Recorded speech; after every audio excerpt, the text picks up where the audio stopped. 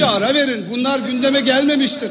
Reddolmuştur. Başkanım. Niye itiraz ediyorsunuz? Oldu bittiye getirmeyelim. Efendim? Tekrar sayalım kendimize güveniyorsak. Tekrar Ya, sayalım. oldu Tekrar değil. Tamam ya, oturun, Oturarak boş ver. konuşun. Oturun. Bir kere oturarak Oturun konuş. abi. Öyle bağırarak değil. Efendim. Bir saniye. Evet. Bu oylama olmamıştır. Kime baskı yaparak geçiriyorsunuz burada? Orada meclis üyeleri. Siz hayırdır? Sen Vedat Bey. Vedat Bey. Vedat Bey. Vedat Bey. Evet. Arkadaşlar. Oylama yapılmış, bitmiştir. Bırak. Bırak.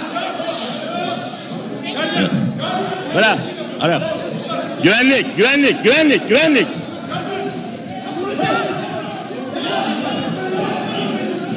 Hayır.